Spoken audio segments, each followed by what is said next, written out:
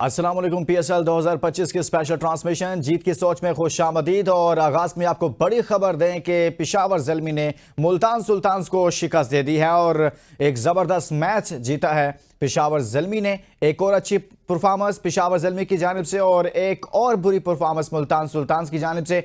वो मुल्तान सुल्तान जिसका सफ़र तमाम हो चुका है और वो आखिरी मैचेस में भी अपनी बुरी तरीन क्रिकेट खेल रही है। उसके तमाम प्लेयर्स, उसके तमाम बॉलर्स बुरी तरीन परफॉर्मेंस दे रहे हैं। इस पूरे टूर्नामेंट में मुल्तान सुल्तान्स ने बुरी तरीन परफॉर्मेंस दी है। बात करेंगे आज के मैच की तो जो टारगेट दिया गया था पेशावर ज़ल्मी की जानिब से 109 रन का, उसे हासिल किया है और 13 ओवर्स में। और सिर्फ अगर बात करें तो मिचेल ओवन ने 1 रन किए। साइम अयूब ने बड़ी अच्छी इनिंग खेली है और काफ़ी ज़्यादा बात हो रही थी उन पर कि साइम अयूब रन नहीं कर रहे, लेकिन आज साइम अयूब ने रन किए हैं और साइम अयूब का भी अहम किरदार है। 33 बॉल पर 49 रन किए, गो के उनका एक कैच भी ड्रॉप हुआ था।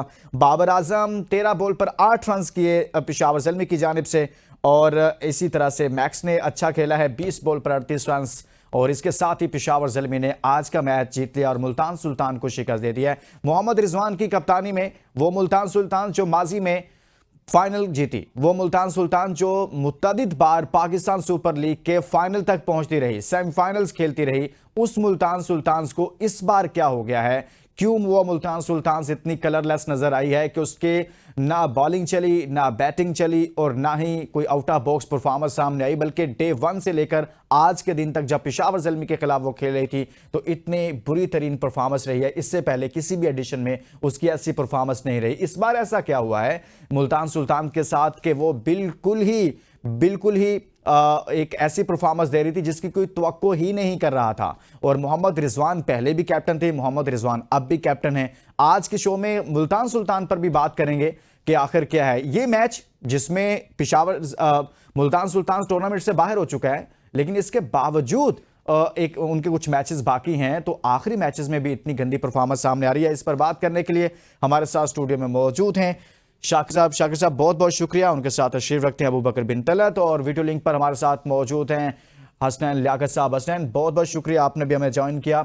स्टूडियो में हमारे साथ शाकिर साहब मौजूद हैं, आपसे आगाज करते हैं। शाकिर बासी साहब, Multan Sultan sir, Pakistan super league में जब ये टीम आई, हमने लाहौर कलंदर्स को भी देखा, बाकियों को भी देखा, किसी का आगाज अच्छा नहीं रहा था मासवाई इस्लामाबाद यूनाइटेड के, लेकिन मुल्तान सुल्तान जो ही आई थी तो इसने आते ही अपनी धाक बिठाई। लेकिन वो मुल्तान सुल्तान कैप्टन भी वही है, लेकिन इस टूर्नामेंट में वो इतनी बुरी परफॉर्मेंस मैं तो तवक्को नहीं कर रहा था, आप कर रहे थे सर? देखें, मुल्तान सुल्तान का जो अभी भी आप उनका स्क्वाड उठाकर देखें जो उन्होंने सेलेक्ट किया था, तो ऑन पेपर बड़ी बैलेंस, बड़ी तगड़ी टीम थी। और जो माजी का ट्रैक रिकॉर्ड है 4 फाइनल खेलने वाली टीम से, आप कभी इतना एक्सपेक्ट नहीं कर रहे होते कि वो बिल्कुल ही बॉटम पे फिनिश करेगी और इस तरह फिनिश करेगी कि पूरे टूर्नामेंट में सिर्फ एक मैच जीतेगी।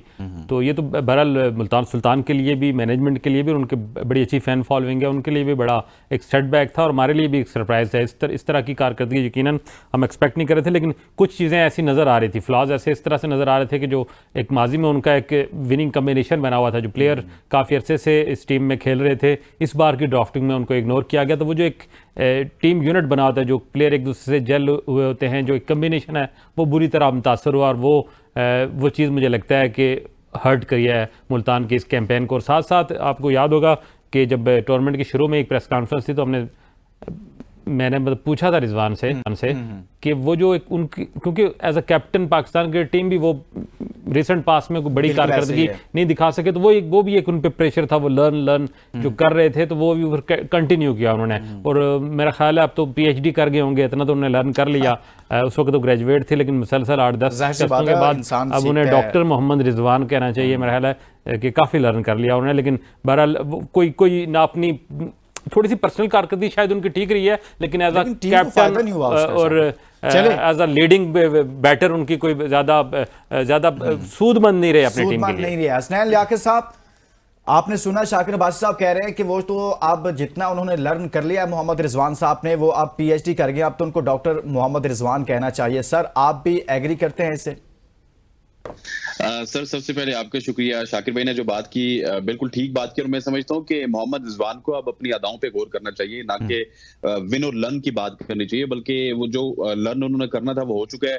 और सीखने का अमल अब खत्म हो चुका है। मेरा ख्याल है कि ये PSL वो और बाबर आजम ये समझते थे कि उनका लॉन्चिंग पैड है टुवर्ड्स T20 क्रिकेट, लेकिन अनफॉर्चुनेटली अब मुझे कहना पड़ रहा है कि उनका T20 क्रिकेट क्या, उनका PSL कैरियर मुझे दांव पे नजर आ रहा है। स्पेशली अगर मैं रिजवान की कप्तानी के हवाले से बात करूं तो देखिए यार, वो आपके रिसेंटली उनको एज ए कैप्टन रिमूव किया गया, सलमान अली आगा को लाया गया, तो आप इस तरह के कप्तान को PSL में क्यों मौका दे रहे हैं?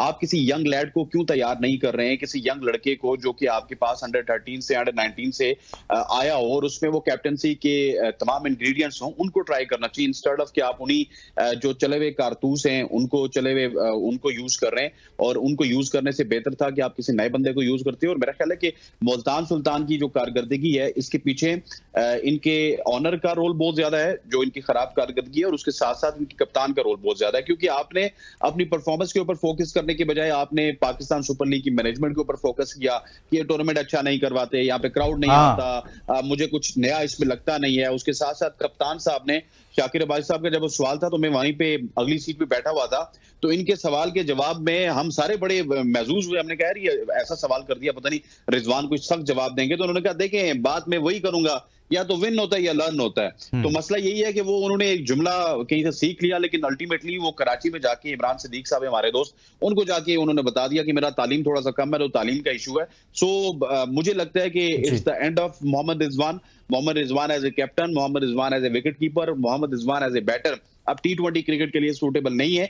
और जो वो ODI क्रिकेट खेलते हैं वो तो हमने देख ही लिया चैंपियंस ट्रॉफी में इंडिया के खिलाफ मैच में और 2-3 मैचेस में, कि वहां पे भी जब सिंगल डबल नहीं आते तो रिजवान किस तरह से 45 गेंदों पे 15 रन बना के, 30 गेंदों पे 10 रन बना के आउट होते हैं और पूरा प्रेशर बैकएंड पे आ जाता है। सो रिजवान का चैप्टर मुझे ऑलमोस्ट क्लोज नजर आ रहा है। मुझे ये कहना पड़ेगा, अगर आप एग्री नहीं करते तो वो अलग बात है, पाकिस्तानी अवाम एग्री नहीं करती तो वो अलग बात है, लेकिन मुझे लगता है सर आप पाकिस्तानी अवाम की कहते हैं, आपसे अबू बकर बिन तलत एग्री नहीं कर रहे। अबू बकर आप एग्री कर रहे हैं? वो कह रहे हैं कि मोहम्मद रिजवान सूटेबल नहीं है T20 के लिए। सर आप बताएं। देखें, सबसे ज्यादा रन्स कर रहे हैं अबू बकर वो मोहम्मद रिजवान। देखें, वो कहते हैं ना कि जब आप रिजल्ट्स आपकी फेवर में जा रहे हो, आपकी टीम जीत रही हो, तो बहुत बड़ी बड़ी गलतियां भी जो होती हैं वो अंडरमाइन हो जाती है, नजर नहीं आ रही होती।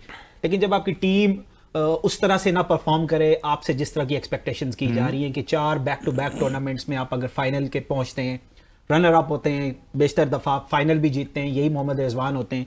एक बुरा टूर्नामेंट एक नाइटमेयर है मुल्तान सुल्तान्स के लिए। डेफिनेटली वो चाहेंगे कि इससे बाहर निकलें, कुछ सॉर्ट आउट करें, और वो बैठ के जरूर देखें कि वो क्या चीजें थी जो हम कर रहे थे जिसकी वजह से हमारी परफॉर्मेंस अच्छी थी, और वो क्या चीजें इस टूर्नामेंट में, इस एडिशन में जो हमने नहीं की जिसकी वजह से हम टूर्नामेंट में उस तरह परफॉर्म नहीं कर सके। तो वो करते रहे ना, ये आपने भी लर्न वाली बात कर दी ना इसमें। देखिए, वो बैठे 363 रन उन्होंने बनाए लुकमान इस एडिशन में, 9 मैचेस में 40 प्लस। वो T20 प्लेयर हैं या नहीं? 40 प्लस की एवरेज के साथ एक बंदा अगर खेलता है किसी भी एडिशन में, किसी भी टूर्नामेंट में, किसी भी लेवल पर, कैसे वो T20 प्लेयर नहीं है? देखें, बाकी टीम के जो प्लेयर्स हैं उनकी भी रिस्पॉन्सिबिलिटी अपनी बनती है। मैं रिजवान से ये बिल्कुल भी प्रेशर या रिजवान की रिस्पॉन्सिबिलिटी उनसे नहीं हटाना चाहता। टीम अगर परफॉर्म नहीं कर रही तो कोच, मैनेजमेंट के साथ कैप्टन भी उतना ही रिस्पॉन्सिबल होता है। रिजवान को भी इस चीज का आइडिया होगा। मैं यहाँ पर उनको डिफेंड करने नहीं बैठा, लेकिन स्टैट्स ये बताते हैं कि रिजवान ने उस तरह बुरा परफॉर्म नहीं किया जिस तरह उनकी टीम की बुरी परफॉर्मेंस की वजह से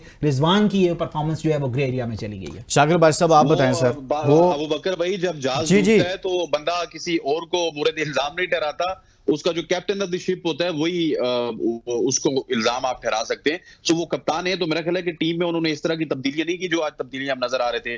फैसल अकरम टीम में नजर आ रहे हैं, शाहिद अजीज टीम में नजर आ रहे हैं, और 3-4 चेंजेस उन्होंने किए हैं। इससे पहले वो स्टक थे उसामा मीर के साथ, इससे पहले वो स्टक थे ब्रेसफील्ड के साथ, और वो जो दोस्ती यारी वाला कल्चर पाकिस्तान टीम में चल रहा था वो मेरा ख्याल है कि मुल्तान में भी चल रहा था। और एक पॉइंट जो शाकिर साहब ने एड्रेस किया था वो बड़ा वैलिड पॉइंट था कि जो एक मुल्तान सुल्तान की कोर टीम है ना, वो हमें नजर नहीं आ रही अनफॉर्चुनेटली। वहां पे उस्मान खान और रिजवान ही नजर आ रहे हैं, इसके अलावा तो कोई ऐसा बंदा नहीं है जो पिछले 3-4 सीजन में उनके साथ हो। ओवरसीज प्लेयर्स ठीक है उनके साथ है, जॉर्डन है, विली है, लेकिन जो कोर प्लेयर्स होते हैं वो उनका मोस्टली ताल्लुक पाकिस्तान से होता है, तकरीबन 3-4 प्लेयर्स का, वो भी हमें नजर नहीं आ रहे। सर ये भी तो मसला है ना शाकिर बादशाह साहब, आप मुझे बताएं। मोहम्मद रिजवान के अबू बकर बिन तलत कह रहे हैं कि यार वो अच्छी एवरेज के साथ उन्होंने 300 से ज्यादा रन भी किए हैं, किसी और प्लेयर ने तो नहीं किए। वो कह रहे हैं कि वो प्लेयर नहीं है। आप बताएं वो T20 के प्लेयर हैं या नहीं है मोहम्मद रिजवान? देखिए, मैं इससे पहले भी बात कर चुका हूँ कि मोहम्मद रिजवान और बाबर दोनों की, बाबर आजम मोहम्मद रिजवान का मेरे नज़दीक इंटरनेशनल T20 कैरियर ख़त्म हो चुका है। आप इन्हें ज़बरदस्ती चिपकाए रखें, आप इन्हें जो है वो प्लेयर पावर से आगे मुतासर होकर अगर उनको या कोई लॉबिंग से मुतासर होकर उनको टीम के साथ रखें तो ये ज़्यादती होगी। फ्यूचर प्लान में अगर मेरे पास इख्तियार हो तो मैं फ्यूचर प्लान में मोहम्मद रिजवान और बाबर आजम को T20 में न रखूं, मैं सिर्फ उनको लॉन्गर इसके बावजूद कि रिजवान सबसे ज्यादा रन्स कर रहे हैं यार। अच्छा, रन्स की मुझे फिर बता देना, वो ना, अबू बकर कह रहे हैं कि भाई हमें रन्स की देखें, हमें T20 में मैं रन्स के पीछे नहीं जाता। T20 में मैं देखता हूं कि प्लेयर की इंटेंट क्या है, प्लेयर किस मिजाज का है और किस सोच और अप्रोच के साथ वो बैटिंग कर रहा है। आपने किस माहौल में, किस पेस के साथ, किस स्ट्राइक रेट के साथ, किन कंडीशंस में चेस करते हुए रन्स किए, टारगेट, ये चीजें बड़ी मैटर करती है। और रिजवान के रन्स कहीं भी मैच विनिंग इनिंग्स मुझे कहीं नहीं नजर आई। या तो बड़ी, या आप उसका स्ट्राइक रेट ओवरऑल इन सारे उठा के देख ले, रन बॉल से जरा सा कुछ ज्यादा मैं कुछ नहीं कह सकता। तो T20 में ये T20 में ये नहीं चलता। बाहर नहीं चलते। साहब आपकी बात से एग्री कर रहे हैं यहाँ पर शाकिर और बासित साहब, लेकिन मुझे आप बताइएगा सर, मुल्तान सुल्तान्स ने क्या गलतियां की हैं? उनके स्क्वाड में क्या कुछ था जिसे वो सही तरह से यूटिलाइज नहीं कर पाए? चाहे बैटिंग ऑर्डर हो, चाहे बॉलिंग डिपार्टमेंट हो, चाहे ओपनिंग का मामला हो, क्या क्या गलतियां की हैं हसनैन लियाकत साहब? देखिए, जिस तरह मैंने आपको पहले बताया ना कि मोहम्मद रिजवान ने वो स्टक रहे हैं पहले 5 मैचेस तक उन्हीं प्लेयर्स के साथ। जिस तरह से माइकल ब्रेसवेल की बात कर ली जाए, Bracewell against Rizwan and Babar Azam is untouchable. लेकिन बाबर आजम और रिजवान को समझना है कि हम तो T20 प्लेयर ही नहीं है। जो T20 प्लेयर होगा वो ब्रेसवेल को मारेगा। तो ब्रेसवेल को उन्होंने जब भी दूसरा ओवर दिया, तीसरा दिया, चौथा दिया, ब्रेसवेल ने डे फर्स्ट से मार खाई। उसके बाद डेविड विली बहुत मेहनती बॉलर हैं, इंग्लैंड की तरफ से बहुत ज्यादा खेले, इंग्लैंड की तरफ से इंटरनेशनल क्रिकेट खेले, लेकिन अब वो उस पेस के साथ बॉलिंग नहीं करवाते। उनकी पेस यही 130-35 की पेस है, या 35 तो मैंने फिर ज्यादा कह दिया, 125 से लेकर 130 तक करते हैं। डेविड विली के साथ रहे पहले 2 मैचेस में, वो क्रिस जॉर्डन के साथ रहे। फिर सबसे बड़ा फेलियर मुल्तान सुल्तान में इस दफा जो इंपैक्ट आपको नजर आएगा वो उसामा मीर का है और उस्मान खान का है। उसामा मीर इनके टॉप विकेट टेकर होते थे, उनको पाकिस्तान का शेन वॉन भी कहते हैं हमारे एक दोस्त, और डेफिनेटली वो PSL में मुल्तान सुल्तान के लिए परफॉर्म करते थे। लेकिन आप देखें कि 4-5 मैचेस वो फेल होते रहे। उसामा मीर को किसी ने नहीं लाया, उन्होंने कहा जी नहीं, हमारा ये पिछले सीजन में बड़ा अच्छा परफॉर्म करता रहा, इस वजह से हम उसामा मीर को नहीं हटाते। हालांकि वहां पे अगर तीसरे मैच में उनको हटा के आप उन्हीं की तरह के या किसी फैसल अकरम की तरफ चले जाते जो लेफ्ट आर्म रिस्ट स्पिनर है, तो शायद वो रिजल्ट प्रोड्यूस कर सकते थे। इसके अलावा उस्मान खान को बहुत ज्यादा मौके दिए गए, उस्मान खान उस तरह से परफॉर्म नहीं कर सका। अनफॉर्चुनेटली पहले सीजन में हमने देखा है कि उस्मान खान बहुत अच्छा परफॉर्म करते थे, लेकिन इस दफा परफॉर्म नहीं किया। तो मुझे लगता है कि रिजवान वो जो मेंटालिटी है ना पाकिस्तान क्रिकेट टीम की, स्टक विद द प्लेयर्स, हो सकता है कि कुछ निकल रहा है, हो सकता है कि ये लर्न कर लें, लेकिन अनफॉर्चुनेटली ना उन्होंने विन किया और ना ही लर्न किया। और आज मुल्तान सुल्तान इस दाने पे है कि मुल्तान सुल्तान की जो परफॉर्मेंस है वो देख के अली तरीन भी शर्मिंदा होते होंगे। अली तरीन क्या शर्मिंदा हो गए हसनैन लियाकत साहब? अली तरीन साहब की बातों से तो लगता है कि शायद वो खुद भी ऐसे ही चाह रहे होंगे, मतलब उन तासुर यही मिलता है जिस तरह से वो बातें कर रहे थे कि भाई आगे आप कॉन्ट्रैक्ट जो है वो रीन्यू होने हैं, तो क्यों ना ऐसे कर दिया जाए। तो PSL की तो कोई अहमियत नहीं है, PSL तो इतना अच्छा ब्रांड नहीं है, ये सारी चीज़ें चलती रही हैं। बहुत सारे लोग ऐसी बातें कर रहे हैं, लेकिन मैच समरी आपके सामने रखते हैं और आज के बात करेंगे कि मुल्तान सुल्तान्स ने आज के मैच में क्या गलतियां की हैं और इसके साथ साथ कौन परफॉर्म करता रहा है। मुल्तान सुल्तान्स की बैटिंग की बात करें तो होप ने सिर्फ 23 रन की एक थोड़ी सी होप दी। तैयब ताहिर ने 22 रन किए 18 बॉल पर, रिजवान ने आज 17 रन किए हैं, हसनैन ने आज 11 रन किए हैं। और बॉलिंग की बात करें तो दूसरे एंड पर बड़ी अच्छी बॉलिंग भी हुई है। चाहे अली रजा की बात करें तो उसने 4 ओवर्स में 15 रन दिए हैं। 3 विकेटें यहां पर दानियाल ने ली हैं और 4 ओवर्स में 17 रन देकर सदाकत आज उन्होंने बड़े अच्छी बॉलिंग की है, 12 रन दिए, 2 विकेटें भी ली हैं 3 ओवर्स में। तो मजमूई तौर पर बॉलिंग तो अच्छी रही है। उधर से साइम ने 49 रन किए हैं और बहुत ही उनकी एक कैच भी ड्रॉप हुआ है। अबू बकर बिन तलत साहब, मैच समरी आपके सामने आ जाएगी या कुछ आगे चलकर पॉइंट्स टेबल पर भी बात करेंगे। आप क्या समझते हैं कि जब पॉइंट्स टेबल चलें, पॉइंट्स टेबल भी देख लेते हैं क्योंकि ये अपडेट हो गया है। तो कोयटा ग्लैडिएटर्स अभी भी वो टॉप पर है 11 पॉइंट्स के साथ है। इस्लामाबाद यूनाइटेड यहां पर 10 पॉइंट्स के साथ दूसरे नंबर पर है। कराची किंग्स यहां 10 पॉइंट्स के साथ तीसरे पर है। लाहौर कलंदर्स यहां पर 9 पॉइंट्स के साथ चौथे नंबर पर है। पेशावर ज़ल्मी आज का मैच जीतने के बाद 8 पॉइंट्स यानी कि लाहौर कलंदर्स से कुछ पीछे है। और मैचेस की बात करें तो इसके 8 हैं, लाहौर के 9 मैचेस हो चुके हैं, यानी कि अब ये भी एक रेस शुरू हो गई है लाहौर कलंदर बिटवीन पेशावर ज़ल्मी कि कौन अब इस टॉप 4 में भी आगे जा सकता है। ये एक बड़ा इंटरेस्टिंग सी सिचुएशन हो गई है। अबू बकर, जब मैं आज के मैच की बात करता हूं तो मुझे आज के मैच में बताएं कि आज लाहौर कलंदर्स मुल्तान सुल्तान्स ने क्या गलतियां की हैं आज के मैच में स्पेसिफिक? देखिए बड़ा सिंपल सा है लुकमान, अगर आप मुल्तान सुल्तान्स के आज का भी स्कोर कार्ड उठा के देख लें तो वो रेप्लिका है जो पूरा एडिशन उनका चल के आया। एक जो 200 प्लस रन की उन्होंने मैच खेला और वो जीते भी, उसके अलावा कोई मैच वो नहीं जीते। मैं ये समझता हूं कि बैटिंग एक ऐसा सेक्शन था पीएसएल के 10वें एडिशन में जहां पे पूरी तरह मुल्तान सुल्तान्स फ्लॉप हुआ। ये वो वाहिद टीम है जिसने सबसे ज्यादा डॉट बॉल्स खेले, जो शाकिर और हसनैन भी बात कर रहे थे।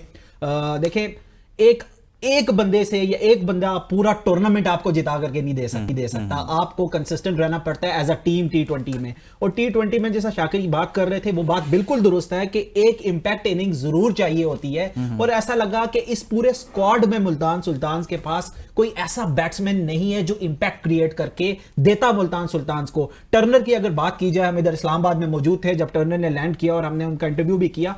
फेनोमिनल रिकॉर्ड उनका कि ऑस्ट्रेलिया में उन्होंने बिग बैश में तबाही फेरी, उन्होंने रन्स के अंबार लगा दिए। वो सीजन के सबसे ज्यादा सक्सेसफुल बैट्समैन के तौर पे, हिटर पे तौर पे आए। उसके बाद स्टैट की बेस के ऊपर उनको यहां तक लाया गया, लेकिन सबसे ज्यादा जीरो पे वो आउट हुए मुल्तान सुल्तान्स के लिए, बिल्कुल परफॉर्म नहीं कर सके। तो एक बैड लक भी कह सकते हैं, एक बुरा पैच भी कह सकते हैं मुल्तान सुल्तान्स के लिए आप। लेकिन still I believe not the end of the world.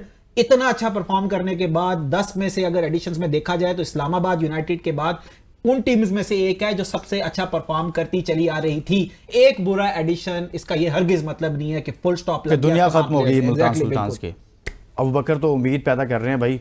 Rizwan साहब अगर आप सुन रहे हैं, अली तरीन साहब अगर आप सुन रहे हैं तो अबू बकर को जरूर सुनिएगा क्योंकि वो आपके साथ पूरी तरह से खड़े हैं। शाकिर अब्बासी साहब, सर जब पेशावर ज़ल्मी की बात करते हैं, उनकी बॉलिंग बड़ी अच्छी रही आज, 109 रन पर आउट कर दिया मुल्तान सुल्तान्स को। मुझे ये बताइए कि विकेट ही ऐसी थी या बॉलिंग ही बड़ी ज़बरदस्त थी?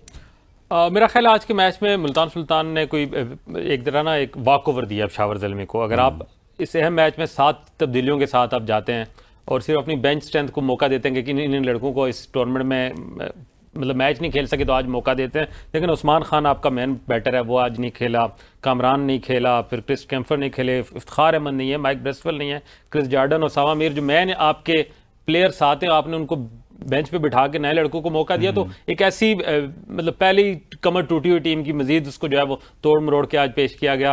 मेरा ख्याल है बाबर आजम की और उसकी टीम के लिए आज बड़ा अच्छा मौका था और उन्होंने उसको अवेल किया है। पॉइंट भी बड़े ज़रूरी थे।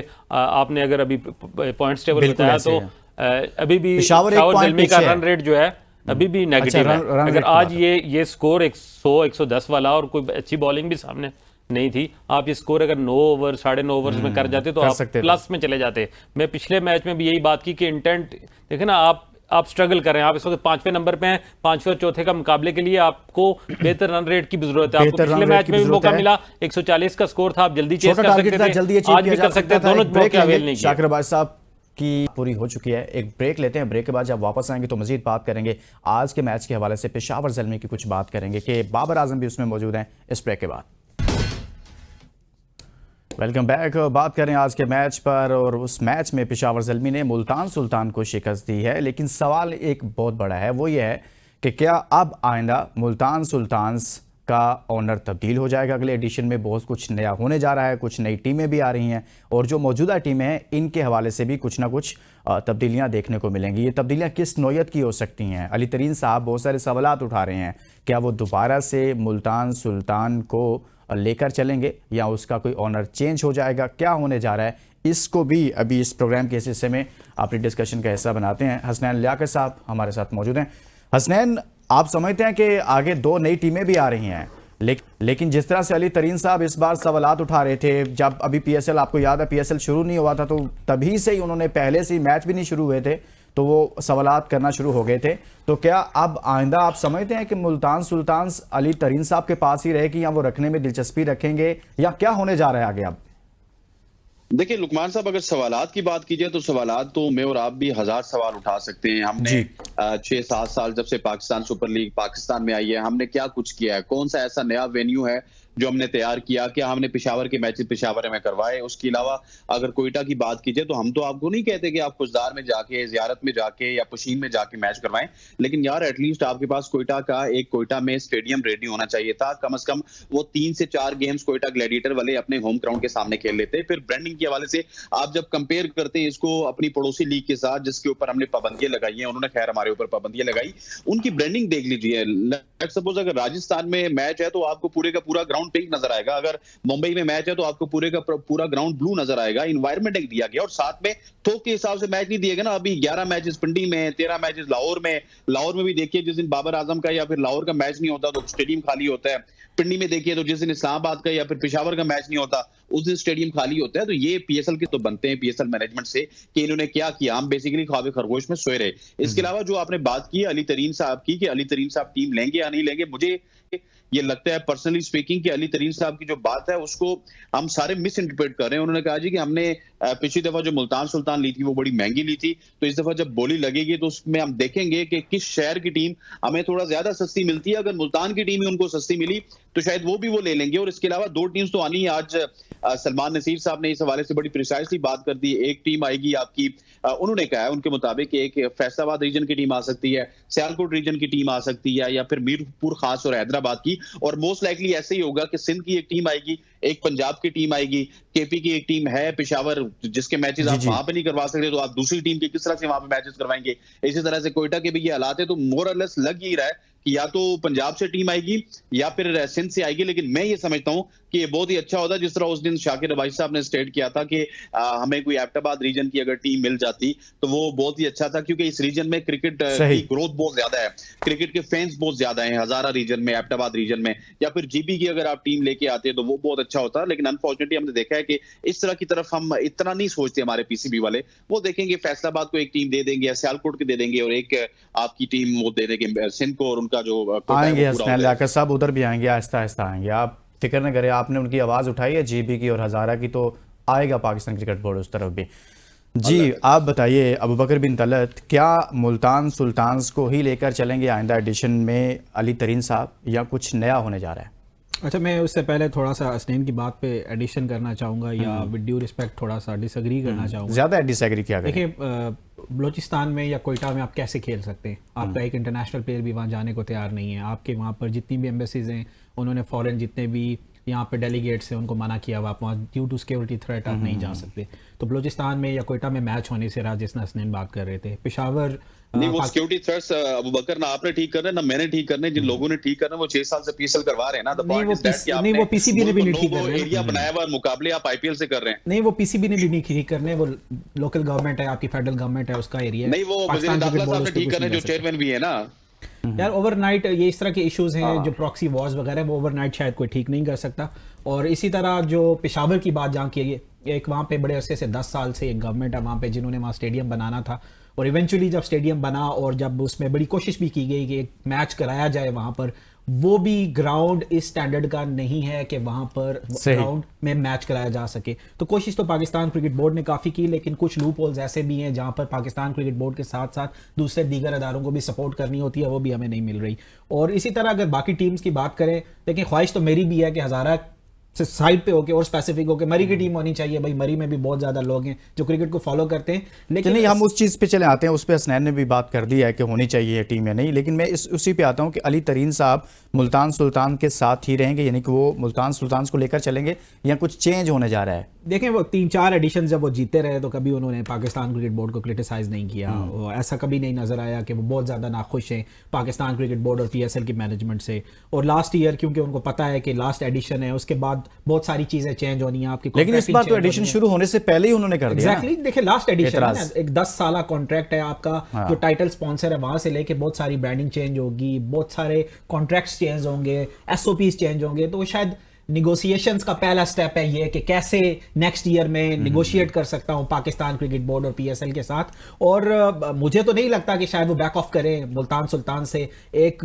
उस एरिया से भी उनका ताल्लुक है, एक लेगेसी भी होती है, एक एफिलिएशन और अटैचमेंट भी आपकी हो जाती है। तो ऐसे में आकर अगर वो कोई और टीम देते हैं, और पाकिस्तान क्रिकेट बोर्ड ने तो कैटेगोरिकली बता दिया है कि ऐसा बिल्कुल नहीं होगा कि बेस प्राइस वही पुरानी सेट होगी, एटलीस्ट उन टीमों की जो अभी से पाकिस्तान सुपर लीग खेल रही है उनकी जो बेस प्राइस है वो ऑलमोस्ट डबल होगी या 150% तो ज्यादा ही होगी, क्योंकि अब एक ब्रांड बन चुका है। एग्जैक्टली, जो नई टीम्स हैं अब ये देखना पड़ेगा कि वो, लेकिन जो पहले वाले हैं वो कहते हैं जी फाइनेंशियल मॉडल जो है उसे चेंज होना चाहिए। ये नहीं हो सकता कि जो कमाएं हम वो सब पे इक्वल डिवाइड हो। देखिए एक चीज तो सबसे एक बंदा सस्ती खरीदता है, बिल्कुल उसको भी उतने ही पैसे मिल रहे हैं। ये बात 100% दुरुस्त है कि एक बंदा जिसने ज्यादा चंक लगाया हुआ है, ज्यादा इन्वेस्टमेंट की हुई है, उससे भी उतने ही पैसे मिले या उतना ही पोर्शन मिले प्रॉफिट का जिसने आधे से भी कम पैसे लगाए। फाइनेंशियल मॉडल में चेंज होना चाहिए। शाकिर अब्बास साहब, सर क्या कर रहे हैं अली तरीन साहब आप?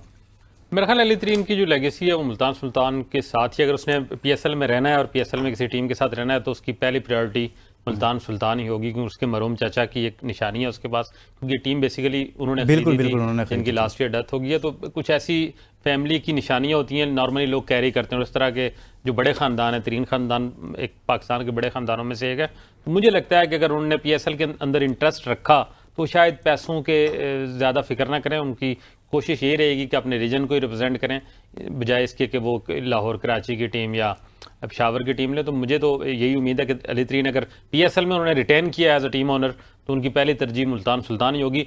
फिर कोई बहुत प्रॉब्लम होगी तो मुमकिन है किसी नई टीम के साथ जाएं, लेकिन मैं समझता हूं कि पीएसएल की 10 साल बाद जब एक नई बिल्डिंग और नई मामलात होंगे तो ये एक चीज़ खुल के सामने आ जाएगी कि आया पीएसएल एज अ ब्रांड कितना इमर्ज किया है 10 सालों में, क्या इसकी वर्थ बढ़ी या नहीं। अपेरेंटली लग यही रहा है कि वो जो इंटरेस्ट था पीएसएल के अंदर वो कम हुआ है, लेकिन मुझे इस लगता है एडिशन में इससे थोड़ा सा तासुर मिल रहा शायद है। नेशनल टीम की परफॉर्मेंस का भी कुछ उससे इफेक्ट फर्क है। पड़ा है, लेकिन मैं समझता हूं कि जिस तरह फैंस की एंगेजमेंट से आप कह सकते हैं कि फैंस की एंगेजमेंट उस तरह से नहीं रही है, जिस कम तरह हुई की है। एक पॉपुलैरिटी ओनर्स को मिली है, ये लोग थे जैसे लाहौर वाले लोग हैं, अली तरीन की खबार हो फैमिली ये वगैरह, ये लोग इवन जावेद अफरीदी, इनको लोग नहीं जानते थे, तो ये खुद एक ब्रांड बने, तो ये एक इंटरेस्ट पाकिस्तान में मालदार लोगों और की कमी फिर तो ये नहीं है। कारोबारी लोग हैं, ये अपने चीजें दीगर लेकिन कारोबार को भी तो फायदा हो रहा है जी हाँ, ना। तो लाकर साहब आप ये- बताइए सर, पीएसएल का ग्राफ ऊपर को गया है या पीएसएल नीचे को जा रही है? देखिए, अनफॉर्चुनेटली मुझे ये कहना पड़ रहा है कि पीएसएल का ग्राफ इस सीजन में तो बहुत ज्यादा नीचे गया। उसकी सबसे बड़ी रीजन अबू बकर ने स्टेट कर दी कि आपकी प्लेयर परफॉर्मेंसेस नहीं है, आपकी टीम परफॉर्मेंसेस नहीं है। जब तक ग्रीन जर्सी में आप परफॉर्म नहीं करेंगे लोग आपको देखने नहीं आएंगे। सेकंड बड़ी रीजन ये है, लुकमान साहब के लोगों ने 2 बड़े ब्रांड्स का बायकॉट किया हुआ, और हमारी सोसाइटी में कुछ ऐसा रिलीजियस तबका है जो प्रिवेल करता है, और इसकी वजह से भी क्राउड उस तरह से आपको नजर नहीं आता। 70-80% आपको ग्राउंड फिल नजर आता है, लेकिन वो 20-30% जो लोग हैं वो उसी वजह से नहीं आ रहे। और थर्डली देखें, जो हम बात करेंगे ना सिंसियरिटी की, तो आपने सिस्टम में लूप होल्स ऐसे छोड़े हुए। अब कौन सा बंदा रोज रोज चांदनी चौक गाड़ी लगाएगा और उसके बाद वो 6 रोड के हाँ बिल्कुल, आपने ये दुरुस्त निशानदेही की है। ये जो सिक्योरिटी के बैरियर्स हैं, ये सारी चीजें, रात को लेट आप वापस जाते हैं। हसनैन, मुझे ब्रेक के लिए जाना पड़ गया है, अदरवाइज हम आपकी पूरी बात ब्रेक के बाद इस पर मजीद बात कर लेते हैं। Stay with us. Welcome back. और अब बात करेंगे कि पेशावर ज़ल्मी की तरफ से खेलते हुए साइम अयूब ने पीएसएल में जब इंजरी के बाद वो वापस आए हैं तो आते ही एक इनिंग अच्छी खेली, लेकिन उसके बाद से वो मुसलसल फ्लॉप हो रहे थे, कुछ अच्छा नहीं कर पा रहे थे। लेकिन आज उन्होंने 49 रन किए, गो के एक कैच भी उनका ड्रॉप हुआ। उस पर बात करेंगे कि आखिर वो उसी तरह से नज़र आ रहे हैं, क्या चेंज नज़र आया इंजरी के बाद। हसनैन लियाकत साहब, साइम अयूब आपके सामने है सर, कोई चेंज नजर आया उनके कमबैक में जब इंजरी के बाद वो वापस आए हैं? देखिए, लुकमान साहब, इससे पहले जो साइम अयूब के फेलियर थे, मुझे ये कहना पड़ेगा कि 3-4 महीने का उनका रेस्ट था। थोड़े से वो रस्टी नजर आ रहे थे, और इतना ज्यादा बंदा रेस्ट करे तो थोड़ा सा जंग लग जाता है, आपको मशीनरी को भी लग जाता है। सो इस वजह से भी वो शायद उस तरह से परफॉर्म नहीं कर पाए। लेकिन आज देखिए ना, किसी भी प्लेयर के साथ एक लक फैक्टर होता है। अगर मैं आपको 2023 का क्रिकेट वर्ल्ड कप याद कर रहा हूं, जहां पे डेविड वार्नर से रन नहीं आ रहे थे, लेकिन डेविड वार्नर का एक कैच ड्रॉप हुआ था, और उस कैच के बाद उन्होंने बेंगलोर के मैदान में पाकिस्तान के खिलाफ रन भी बनाए थे, और उसके बाद पूरे वर्ल्ड कप में उन्होंने रन बनाए थे। सो इस तरह का एक चांस मिलता है। आज भी शाय होप की जानिब से साइम अयूब को चांस मिला। उसके बाद हमने उनके नो लुक शॉट भी देखे, उनके बिल्कुल शॉट देखे, तो ये एक चांस मिला था वो 49 रन बनाए उन्होंने। मुझे लगता है कि अब साइम अयूब का जो कॉन्फिडेंस है वो वापस आहिस्ता आहिस्ता बहाल होगा इस इनिंग्स के बाद, और अगर वो 2-3 30+ स्कोर या 50+ स्कोर कर गए तो that will be very very good for Pakistan cricket, क्योंकि अल्टीमेटली साइम अयूब एक ऐसा प्लेयर है जो कि टेस्टेड प्लेयर है। हमने उसको काफी मौके दिए, पाकिस्तान की जानिब से उसने परफॉर्म भी किया, तो उसका फिर कमबैक बड़ा आसान हो जाएगा, और पाकिस्तान में आके उसके लिए इतना ज्यादा परेशानी नहीं होगी। और वैसे भी जो आगे आने वाला दौरा है वो बांग्लादेश के खिलाफ है, तो इन पिचेस पे वो बांग्लादेश को कम से कम संभाल सकते हैं।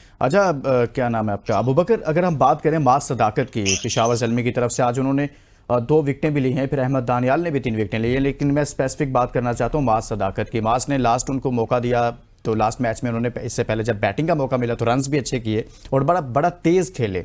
तो मास सदाकत आपको कैसे नज़र आ रहे हैं, ये कैसा टैलेंट है? देखिए लुकमान, ओवरऑल अगर देखा जाए तो पाकिस्तान सुपर लीग शायद सबसे बड़ा प्लेटफॉर्म है किसी भी यंगस्टर के लिए, किसी भी जूनियर प्लेयर के लिए जिसकी इंटेंट है, जो गोल रखे हुए है कि इंटरनेशनल क्रिकेट में मैं पाकिस्तान को रिप्रेजेंट कर सकूं। मां सदाकत और अहमद दानियाल, जिन दो लैड्स का आपने जिक्र किया, देखिए टैलेंट कभी भी पाकिस्तान में कम नहीं हुआ। It was always on the cards के उनको आप मौका किस तरह देते हैं, और जो प्लेयर जिस पोजीशन के लिए बना है उसका जो एग्जैक्ट टैलेंट है, अगर आप उसको अपॉर्चुनिटी दें तो बहुत सारे प्लेयर्स अवेल करते हैं। जैसा कि मां सदाकत ने लास्ट मैच में देखा बाबर आजम के साथ जो उनकी इनिंग्स थी, बाबर आजम के साथ जो उनकी पार्टनरशिप थी, उसने इवेंचुअली मैच जिताया। और ये मैच बहुत प्रेशर्ड मैच था, ये बहुत इंपॉर्टेंट मैच था पेशावर ज़ल्मी के लिए, ऑलमोस्ट डू और डाई मैच था। वहां से हारना तो उसके बाद पैकअप था सबके लिए। तो मां सदाकत वन फ्यूचर प्रोस्पेक्ट है पाकिस्तान के लिए। और उसके साथ साथ एक और चीज जिसमें पाकिस्तान की कमी, जिस तरह मुल्तान सुल्तान की हम बात कर रहे थे कि over the period Multan Sultan की बैटिंग में बहुत ज्यादा इश्यूज है, इसी तरह T20s में स्पेशली और वाइट बॉल क्रिकेट में पाकिस्तान की ये बैटिंग ही है जिसमें मॉडर्न डे क्रिकेट का टच उस तरह नहीं नजर आ रहा। देखिए नीचे तक ना मिडिल फेज में ना लोअर मिडिल ऑर्डर में, ओपनर में तो फिर भी फखर और साइम की सूरत में आपको काफी ज्यादा टैलेंट नजर आया, काफी ज्यादा उन्होंने इनिंग्स खेली। और साइम और फखर जब आउट हुए वंस तो आपने देखा कि बिल्कुल डिजास्टर्स सिचुएशन बन गई पाकिस्तान की वाइट बॉल टीम की। तो मां सदाकत को मिडिल फेज में शायद एक बहुत बेहतर अपॉर्चुनिटी हो सकती है, लेकिन हमें मां सदाकत जैसे प्लेयर्स के लिए एक चीज डिसाइड करनी पड़ेगी कि 25 से 30 प्लेयर्स का कंफर्म पूल होना चाहिए जिनको आप प्लान बी प्लान सी में रखें। प्लीज ऐसे ना करें कि ऐसा लगता है एक प्लेयर आता है और उसके बाद चला जाता है सिस्टम से। ये बड़ा सिस्टम बड़ी दुरुस्त निशानदेही कर रहे हैं अबू बकर, लेकिन मां सदाकत जैसे प्लेयर्स और उनके पास कुछ पेशावर ज़ल्मी के पास कुछ बॉलर्स भी अच्छे मौजूद हैं जिनको वो मौका नहीं दे रहे। स्पिनर्स की बात कर रहा हूँ। ऐसा क्या है कि पेशावर ज़ल्मी पॉइंट्स टेबल पर देखें ना, कहाँ मुल्तान सुल्तान के बाद ये मतलब 5वें नंबर पर है वो, उनके पास लड़के मौजूद हैं और पूरा कॉम्बिनेशन भी बना सकते हैं, वो सही तरह से यूटिलाइज नहीं कर पा रहे। एक मिसाल आपके सामने मां सदाकत की, जब मौका दिया परफॉर्म कर दिया। देखिए हमने इस पहले के प्रोग्रामों में डिस्कस किया कि पेशावर ज़ल्मी में बाबर आजम का जो अप्रोच थी वो मॉडर्न क्रिकेट से बिल्कुल ठीक है, मुताबिकत नहीं रखती थी। वो खुद अपने ऊपर के नंबर्स पे विराजमान रहे और किसी दूसरे को मौका नहीं दिया। जो ही आपने मां सदाकत मौका दिया, पिछले मैच में उसने बैटिंग से जिताया, आज उसकी बॉलिंग ने भी बता दिया कि वो टैलेंटेड है। एक बात बड़े खुले दिल से आप माने कि T20 में एंकर्स का रोल खत्म हो गया है। वो एक एरा था, इट्स ओवर। जब पार स्कोर 100-150 हुआ करता था तो एंकर्स मैटर करते थे। अब पार स्कोर है T20 में 200, इसलिए आपको T20 में प्लेयर चाहिए मां सदाकत जैसे जो दोनों तरफ से आपको कंट्रीब्यूट कर सकें। आपको साइम अयूब जैसे प्लेयर चाहिए। मैं बहुत खुश हूं साइम अयूब ने जो है वो अपनी बॉलिंग वापस ली है। बॉलिंग तो अच्छी कर ही रहा था, बैटिंग से वो लैग करा, तो उस रन वापस आने से उसका एतमाद आएगा।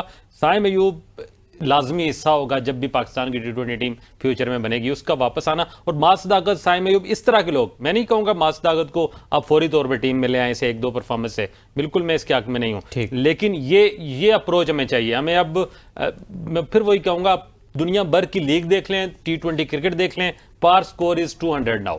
और 200 के लिए आपको दोनों एंड से जो है ना वो गन ब्लेजर्स चाहिए होते हैं। वो एंकर इनिंग्स वाला काम अब खत्म हो गया। जब 160 170 आपका स्कोर है फिर जरूरत पड़ती है एक आध को एंकर करे, लेकिन जब आप 200 से ऊपर कर रहे हैं तो फिर जिसने भी एंकर करना होता है रन बॉल खेल रहा होता है, उसका स्ट्राइक रेट 80 90 100 होता है। उसने आखिरी जब 2 ओवर रह जाते हैं तो बोर्ड पे स्कोर रह जाता है 3 ओवरों में 48, जिस तरह कल चेस हुआ, रोज नहीं चेस। लेकिन एंकर साहब आपने 30-35 कर जाते हैं, तो ये T20 में एंकर्स का रोल खत्म हो गया। Era is over. Abu Bakar आप कुछ कहना चाह रहे थे, फिर मैं हसनैन की तरफ थोड़ी सी एक बात करना चाहूंगा। आज से 2-3 दिन पहले एक निजी टेलीविजन को इस एरा के सबसे बड़े बैट्समैन विराट कोहली ने शाकिर भाई साहब से इख्तलाफ किया है कि एंकर्स का रोल T20 में सबसे ज्यादा इंपॉर्टेंट है। आज से 2-3 दिन पहले की बात कर रहा हूं। और जो लोग शायद इस सिचुएशन में नहीं आए कभी गेम में, तो वो इस गेम को थोड़ा डिफरेंट तरीके से देखते हैं। विराट कोहली से मतलब विराट कोहली एंकर है, नहीं विराट कोहली एंकर है और उनके क्रिकेट बोर्ड ने उनको T20 से फारग कर दिया। उनके क्रिकेट बोर्ड ने उनका रोल खत्म कर दिया। वो कैसे, जिसका अपना रोल खत्म हो गया है वो कैसे ही कह सकता है कि T20 में एंकर का रोल बाकी है। आप साबित कर दें कि 200 रन के लिए एंकर करने का मतलब है सिंगल डबल लेना, दूसरे को मौका देना। 200 से ऊपर का स्कोर आप एक साइड से एंकरिंग करते रहे, जैसे साउथ शकील ने उस दिन की थी, बैट कर 40 ओवर्स खेल के, वो नहीं हो सकता। मैं चैलेंज करता हूं कि पिछले मैच में बाबर आजम एंकर करते रहते, अगर मां सदाकत की वो 30 बॉलों पे 50 ना होती, पिछला मैच किसी सूरत पेशावर ज़ल्मी उस एंकर इनिंग्स से नहीं जीत सकता था। करेक्शन है कि एंकर का मतलब यही होता है कि एक इनिंग से विकेट को संभालना, रन बॉल खेलना और दूसरे को खिलाना। नहीं हमारे उस टारगेट थोड़ा है ना, वो 150 का टारगेट है, लेकिन टारगेट नहीं हो सकता। हसनैन लियाकत साहब, सर ये जो एंकर्स के रोल की बात हो रही है कि एक साइड को कहते हैं जी मैंने पूरा संभाले रखा था, दूसरे एंड पे मेरा किसी ने साथ नहीं दिया, और वो एंकर साहब खुद अपने 30-35 रन करते हैं और कहते हैं मैं तो टॉपर हूं इस इवेंट का। सर ये इनका रोल खत्म हो गया या अभी है पाकिस्तान दुनिया क्रिकेट में? T20 क्रिकेट T20 क्रिकेट वो अबू बकर ने ना जो विराट कोहली साहब को स्टेट किया, तो वो क्रिकेटर्स ऐसी ही बात करते हैं। विराट कोहली क्योंकि खुद एंकर थे, उन्होंने बात की। मैं परसों एक टीवी चैनल पे बैठा हुआ था, वहां पे सलमान बट साहब ने, मैं शाकिर साहब वाली बात कर रहा था, तो उन्होंने इख्तलाफ किया। उन्होंने कहा जी नहीं, आपको रोल डिफाइन करने होंगे। बाबर आजम का role as a anchor role है, तो आपको वो एंकर रोल डिफाइन करना होगा, वो चलेंगे। केन विलियमसन अपनी गेम चेंज नहीं कर सकता, बाबर आजम अपना स्ट्राइक चेंज नहीं कर सकता। फिर मेरा तबसरा ये था कि एंकर में और टुक टुक में फर्क है। आप एक तरफ से जब आपके ये एंकर हजरात आते हैं ना, बाबर भी टुक टुक कर रहे होते हैं, रिजवान भी टुक टुक कर रहे होते हैं। अगर तो आपके एंकर इतना कैपेबल है कि वो हर गेंद पे 2 रन लगा ले, हर गेंद पे सिंगल लगा ले, तो उसका मतलब ये है कि वो एक ओवर में फिर भी 10-12 रन लगा लेगा। लेकिन हमने ये देखा है कि 2022-23 के बाद, स्पेशली जब 22 के फाइनल में हम हारे इंग्लैंड के बाद, तो उसके बाद हुआ ये कि दुनिया ने इनको घेर लिया। दुनिया ने इनके सिंगल बंद कर दिए, दुनिया ने इनके डबल बंद कर दिए, चौका इनसे उस तरह लगता नहीं है, दायरे के बाद छक्का इनसे लगता नहीं है, तो वहां पे ये प्रॉब्लम कर रहे हैं। और मेरा ख्याल है कि मैं बिल्कुल एग्री करूंगा शाकिर भाई साहब से कि एंकर्स का रोल अब T20 क्रिकेट में मिनिमाइज हो चुका है। आपको एक एग्जांपल देके करता हूं। जी। आप देखिए कि बाबर आजम ने 2 मैचेस में 50 लगाई। एक मैच में वो 150 चेज कर रहे थे, एक में 140 चेज कर रहे थे। जहां पे बाबर आजम 190 चेज कर रहे थे या 200 चेज कर रहे थे, वहां पे वो चौंक गए और पहले ओवर में आउट हो गए। So that is the difference. उनको पता है कि 140 150 इज माय गेम, 200 हो गया तो मेरी गेम है नहीं, मैं पहले आउट होकर साइड पे हो जाऊं। तो ये अब मेरा ख्याल है कि एंकर्स वाली क्रिकेट सिर्फ पाकिस्तान में रह गई है, पाकिस्तान सुपर लीग में रह गई है। When it comes to big arena, बड़ी क्रिकेट में आप जाएंगे तो T20 वर्ल्ड कप में भी अब आपको 170-80 रन, 200 रन नॉर्मल होते हुए नजर आते हैं। जी अबू बकर, आप इसमें कुछ ऐड करना चाहेंगे या आगे बढ़ें?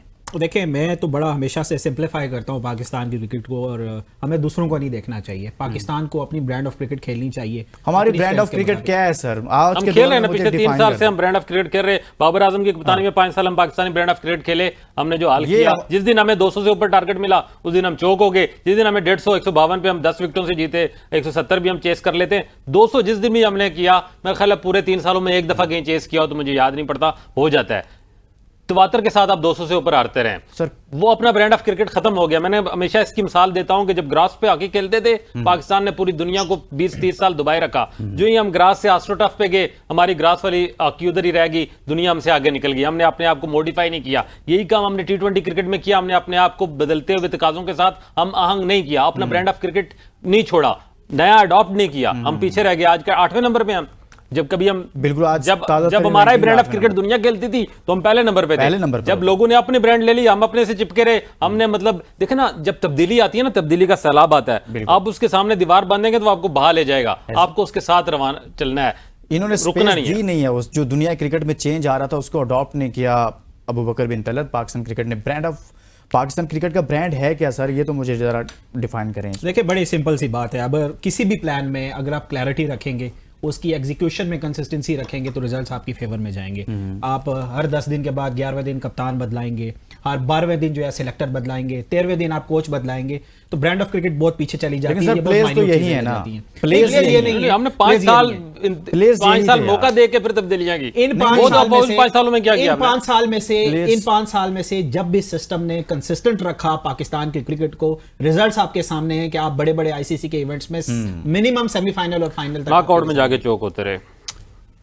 हसनैन लियाकत साहब, ये तो बड़ा मामला जलालत आके नॉकआउट में होती है ना। कल लाहौर कलंदर को जलालत हुई ना, फिर वही 18 गेंदों पर 48 रन। ये किस्सा हम 2021 के वर्ल्ड कप के बाद आज तक देख रहे हैं। 5 साल में ना हारिस रऊफ बदले हैं, ना शाहीन शाह अफरीदी बदले हैं। जब 18 पे 48 होता है, वहां पे आके शाहीन साहब इसी तरह से 21 देते हैं, प्रेशर वापस हारिस रऊफ पे चला जाता है। हालांकि हारिस रऊफ इतना बुरा बॉलर नहीं है, हमने देखा कि एट टाइम्स उन्हें अच्छी बॉलिंग करवाई, apart from that 6 from Virat Kohli, जिसके बाद वो डाउन हुए थे। मसला आपका वही है कि आपने जब अपनी ब्रांड ऑफ क्रिकेट के लिए, I am agreed with Abu Bakar कि आपकी एग्जीक्यूशन होनी चाहिए, क्लैरिटी होनी चाहिए, प्लेन में सस्टेनेबिलिटी होनी चाहिए। लेकिन सर सबसे बड़ी बात है, आप में कैपेबिलिटी होनी चाहिए। आपके अंदर कैपेबिलिटी नहीं है कि आप जब टुक टुक करते हैं तो आप अगली 3 गेंदों पे 3 छक्के नहीं मार सकते। That is the big problem. ये प्रॉब्लम विराट कोहली और बाबर आजम में भी है।